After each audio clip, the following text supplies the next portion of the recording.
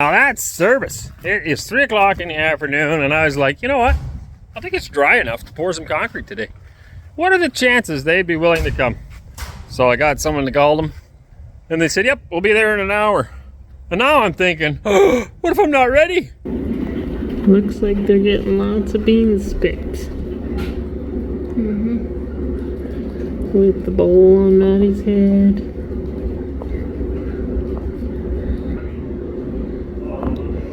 Building memories.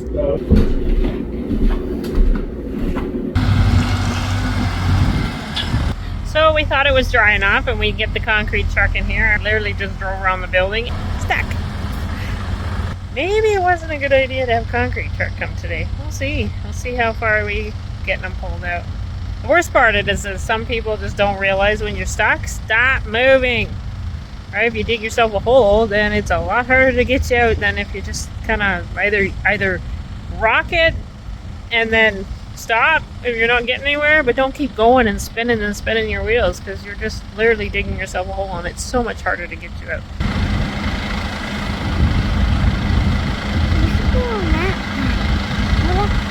They got it out. Just this one little low spot. There's one low spot here where the tile goes across. So he just kind of got his back tire in it, and this guy's super excited that the tractor got him out. See if he makes it the rest of the way.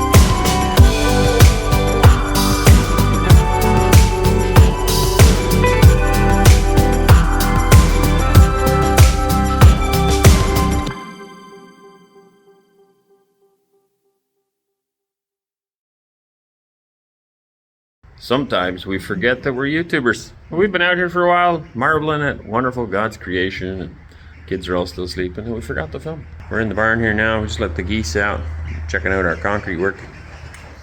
It looks pretty nice. So I got this smoothed off pretty good. Can only reach so far, but the main thing, the important thing, is to have where the cows eat to be super smooth, so that you don't end up with too much pitting in the concrete and food getting trapped in there. It'll start to stink, and then they won't want to eat as much. The key to good milk production is the more they eat, the more they can produce. So you want to make it as comfortable as possible to eat, and that's where the dimensions come in as well. They need to stand a little bit lower than where they're eating, which actually makes a lot of sense. So same thing out in the pasture, a cow should never crop the grass lower than 4 or 5 inches. And so this stall where they're standing, they will actually be standing about 4 inches, 4.5 inches lower than their food. So if you can visualize that in the grass, it's actually the same thing. Now cows will graze lower, but it's not necessarily comfortable, and it's definitely not good for the grass. So coming around here, I did a broom finish because this slopes down, so we don't want it to slip. And then this is in a different direction because here the traffic will be going up in there. This is also quite a slope on here as we transition from one floor to the next. So it turned out really good. We will let it harden up a little more yet before we play with it. No rush. Turned out good. We were just looking at the bedding here, the stalls. So once we get these forms off, we'll flatten out all the sand. And then we're pretty much ready other than water. Yeah? You like it? Mm-hmm. You ready to start milking? Or making butter? Butter. Butter. Yeah. And drinking milk. Yeah. You love your milk. I do. Yeah. All right, ladies and gentlemen, we got another package all the way from Kazan, I think. I'm not sure. Can't remember where it's from, but that's where it was stuck at the post office. So we were told it's there. We went and looked, and they're like, nope, it's from Kazan. But now it's here, and we're going to open it up. Ooh, the box. Very nice pictures. Anybody want to take one more guess? All right, that's it. That's all it is. Okay, so the kids were told it starts with a B. Second letter is an E. And the second word starts with an S. So we had some guesses of bed sheets. What else did we have guesses? I'm sure there was more guesses than that. Mm-hmm. What'd you guess? Sheets. Huh? Bed sheets. You're the guesser for bed sheets? I already know what it is, so. Me too. Yeah? All right, let's go. Gotta be some sort of cake. Ooh, more cardboard. More boxes. Another piece of cardboard. That's all it's in there, man. It's just more and more cardboard. All right, what is it? Bee stuff. Ah, and I thought your word was bee suit, because that's a bee suit. I assumed it was bee I suit. don't know. That wasn't my word. That's cool, eh? That's neat. Even got the patches on it. Did our last one zipper to the suit? It did? But it wasn't this big. It was like an actual. Hey, Mom. Ah, it was hot. Mom, This now, one looks like it'd be much cooler. Nice. now I can wear this every time I come in the door so the bees don't sting. There you go. That's awesome. That is cool. So just before leaving, I think, I forget how soon, maybe 9 months or something before we sold the farm and left, we actually bought bees. We had 2 hives of bees. We had all the beekeeping equipment, which if you know anything about bees, is actually a considerable investment. And then, of course, we made the decision to leave and to sell. So you never get back what you paid for it. We ended up selling all that stuff to somebody else who hopefully still has bees today. But this is pretty cool. What is that? All right, so that's the fogger, or the smoker. You light a small fire in here, like some egg cartons or something. Just create a little bit of smoke, and then you blow that. By pushing that, the air comes out of this hole and blows it into the beehive. It makes them kind of sleepy. And less likelihood of getting stung. And it Even has a hook on it. Hang it up, yeah. It looks like a nice unit. And this, obviously, I don't know if I have to explain this, but this is, of course, so you don't get stung. You wear the suit. I can wear them so no big bees sting me. There you go. That is a giant pail of honey. Honey. Looks like 5 kilos of honey. That's Now you have no excuse not to be sweet. That's a lot. That's a lot of honey. We love honey. That is This is a treat that is made in Kazan. exactly. So it is from Kazan. I thought it was from Kazan. That is a specialty from Kazan, I believe. Looks like that got a little squished on their way here. Yeah, we've had this before. Friends of ours live in Kazan, and they brought it before. So And what it is dough, right? I can't remember what it is. It almost tastes like a Rice Krispie kind of thing. That's like a deep fried dough, I think. But I could be wrong. Very yummy. She knows what it is. You want to eat it? Yeah. Yeah? You just eat everything, eh? No matter what it is, you just love eating. Food. Give me food. Right? I'm big. You're big? Yeah, you're gonna get big. Oh, you're a pig. Ah, you say you're a pig. I'm the big. You're a pig. I gotcha. Class.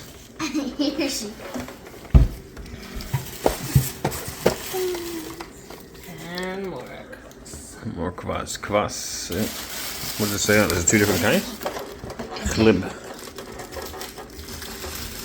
Chlibny. Что это?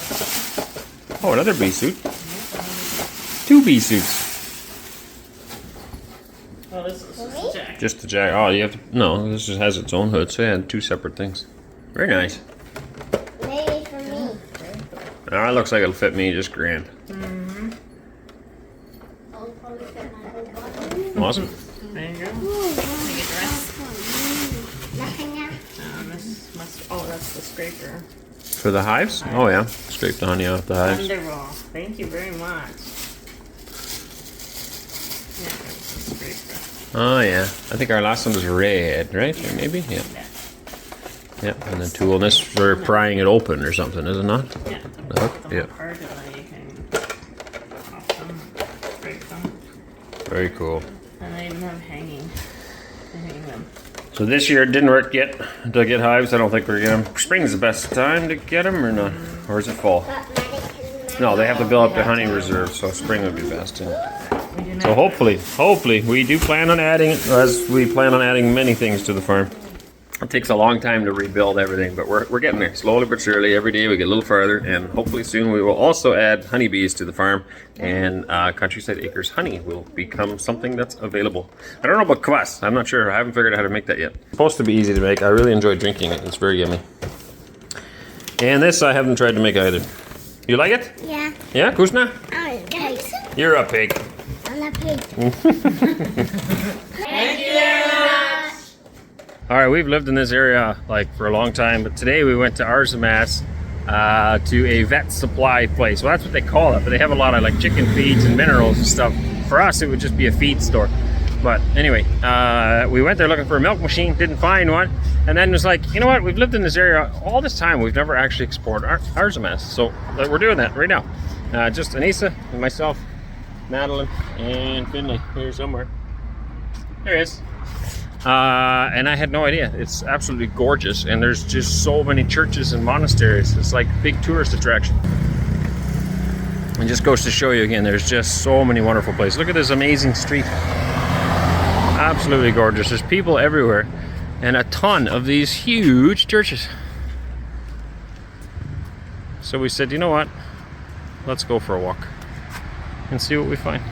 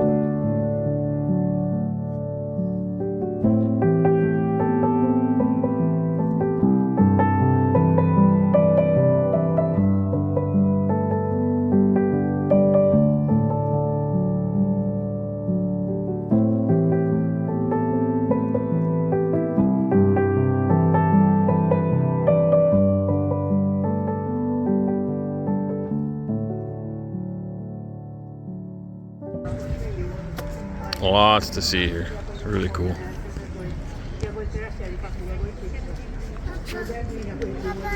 We're gonna come back sometime, I think, with the whole family. Since we weren't planning on going here right now, we have a lot of work to do yet today, but it is absolutely gorgeous. It's just so wonderful. I love the old European feel to everything too. Even just the cobblestone streets and things that they have. Wonderful. You guys ready to go home? Yeah? Papa, in there? Yeah? Just. Squish it? Yeah. Mm-hmm. Okay. Is it really deep for all the water, right? What we need for We should have one. Yeah. Back home again, and just admiring the barn, thinking of the future. Still think it turned out really, really well. So the reason it's lined like that, if you didn't get the earlier memo, is this is what I call a broom finish. Over here, it's smooth. Yeah. The trouble is you get a little bit of water on that, and a cow can wipe out real easy. So if the cow's legs can end up going to splits, that happens quite a bit actually, especially after she's just had a calf. Ligaments and stuff are a bit soft still, up in the top here where my thumb's pointing, like where the hips are, and cows can end up splitting out pretty easy. And you don't obviously want that, because then you have a downer cow, which is a lot of work, and she needs to be lifted every day, which is a lot of work, and hopefully get things flowing again. So this is great for feed alley, for cleaning stuff. I tried to get it nice and smooth, but then where you're walking, not so much. And this is downhill, so we gave that a light broom finish so we don't slip when we're coming down here. And this is a bit more of a rough broom finish, but this is mainly for the cows. Now it looks rougher than it is. A lot of these little bumps, it'll just knock off. There's little pieces from the broom. That'll come off and it'll smooth out after we sweep it a couple times. But basically it gives it some texture. So cows will be coming in here, and then they need to turn, step over the gutter, and go into their stalls. 6 stalls. No. Nice slope on that. Really happy with how it turned out. I like when something works good, and then you can come and take a look at it, and it's just beautiful. So all this wood's going to come out. I'll leave it for today. No rush right now. Yeah, we're going to get that all taken out. The longer I leave it, the more chance the concrete continues to cure. Believe it or not, it'll actually cure underwater. They pour concrete underwater lots, but it just takes time, and the longer you leave it, the harder it gets. And so if I can just leave this wood on, it'll protect the edge so nobody's banging on it, and it just has more time to cure. While I was gone, Wes ground off these welds, so this is much better now. I gotta find some kind of a paint yet to address it, make it look nice. Looks like I need a little bit more welding in that spot. But basically these are now ready to go. What I need to do is extend these little posts, because they're a little bit too short, if you remember. They actually are long enough. We hammered them into the ground too far. I shouldn't have done that, but anyway, it is what it is. So I have some more material here, square pipe. I'll cut some little extensions and have to weld them on. And then I can weld these guys in place. And then we have our dividers done. All I'll need then is the front water line. And then I can hook the water bowls up. Actually, they can be hooked up today. I can put them all in, and then I'll get the water line running in. And that I got to figure out yet. I know it's here too. I just don't know where to get it yet. By the time you guys see this, I'll probably have figured it out. But I got to find threaded water line. So we get metal lines. I can buy them in certain lengths with threads on them. And then you just put coupler on it and put it all together. Basically, this needs to come here, and then it needs to elbow up to get over my head and come in the milk house. This will be a solid wooden wall here. It needs to come in here and then get hooked up to the water supply for the cows. And then on the far end, I would like to have a hose there so that I can actually fill the water troughs out there for the sheep and the calves later. And I want that to be stored in here, because here it'll be warm. Out there it will not be. So I'll have to attach that as well. And probably what we're going to do actually is run this on a loop. I just don't know how warm this will stay. This will all be insulated, yes, but it's only going to be 6 cows. So will it be warm enough to keep it from freezing? I hope so. But in the event it doesn't, the water's in a steel pipe. So I was thinking maybe elbowing it back up and running it back in the milk house and just putting a circulating pump on it. As long as the water's circulating, it can't freeze. Just keep it moving. But I don't know. We'll see. I haven't decided yet. A little farther, phone died. I had to bring it into the charger, so I extended these because they were too short. This welder, I had a really good welder in Canada that I really liked, and I got this one on recommendation. I still don't understand it. It's a smart welder, and I think that's part of the problem. It's too smart for me. My last welder had 2 dials, one for the wire speed and the other one for the heat. If you don't know how to weld, I'm doing flux core welding, not gas. You can do gas, that does do a nicer weld. I just do flux core, then I don't have to carry tanks around. So if you'd have a bottle here of gas you have to take with you as well. Flux core is similar to stick welding in that it has flux on it. And it does create this that needs to be cleaned up. But this is terrible welding. I am actually not a terrible welder on a good day. That's a little bit better, but anyway, I can't figure these settings out. I don't know why there's 3 dials. Now this thing's capable of doing stick welding as well as MIG welding, but I just haven't figured it out. And there's all these different settings. You click on stuff and it does different things. Yeah, I know. You guys are saying read the manual, and I could probably go ahead and do that. It's just a matter of remembering it all too. I don't weld every single day, so go ahead and read the manual, and today I might have it figured out, and then a month or 2 from now I won't remember again.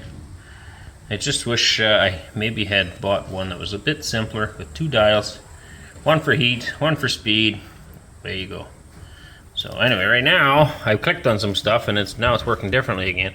So now this one operates that one and that one operates that one. But earlier I thought it was on the same settings and it wasn't doing that. I actually had it at a point where this dial was moving both of them. So it's obviously a different setting and I haven't quite figured out what it is that I'm doing differently. But all in all, it's been a good welder. I've got a lot of welding done with it. I'm not the greatest welder in the world. Literally taught myself. I actually worked for a dairy installation company for I think a year and a half, roughly. I would have stayed there. I actually enjoyed the job. I learned to weld, installed very, very fancy, expensive milking parlors. It was a great company. But they micromanaged everything and unfortunately wouldn't allow me to run more hours. And I wanted to buy a new farm. I wanted to carry on with life. And in order to do that, I had to make more money. And they wouldn't really let me work any more than 40, 44 hours a week. That's it. And I want to run 50, 60, 70 hours a week so that I could make enough money to buy another farm eventually. I had a young family at the time. What did we have? Two kids when I started there, 3 kids when I quit. And anyway, yeah, I wanted to make more money, so that's why I ended up leaving there and going to another job. But while I was there, I had to do welding. That was one of the things they needed me to do, and so more or less taught myself how to weld. And I did a better job than this. It was all galvanized. Very good welder, like probably one of the better welders you can get, and did some decent stuff. But here I've been splattering too much. Part of the reason it splatters like this is because it's dirty. You get poor grounding or whatever. That's not a terrible weld either. But literally, I'm not an expert. It's enough to hold it together, and then we'll buff it and make it look nice, and by the time it's all done, everybody will be happy, and the cows won't care. So I'm very happy with that. I got these stalls in there now, so that should be good. So I told you I was going to leave the farm still another day, but now Wes has got other plans. He needs a 2x. We're always working on more than one project at a time, and he came in saying, I need a 2x. 2x4. Okay, we call it a 2x. That makes sense to people in the West, but maybe not over here. 2x4. 2 inches by 4 inches. 2 inches is like 5 centimeters. 4 inches is 10 centimeters. Our lumber is in inches. So a 2x4 is actually a 10 by 20. Right? No. 5 by 10. My bad. 2x4 is a 5 by 10 for people here, or 50 by 100. I guess they go by millimeters here for lumber, but we call them 2x. So a 2x4 or a 2x6, which would be 150, or a 2x8, which is 200, or a 2x10, yada yada yada. So he's gonna strip some forms here. I guess, but I told him he better be careful, or he'll be in big trouble. Bessie the cow will be very, very angry with you. Counting Bessie now? Hey? We're going to be counting Bessie? We might. I don't know what her name is yet.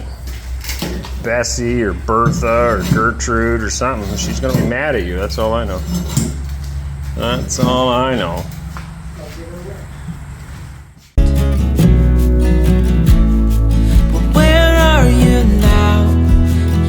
years have passed and restless legs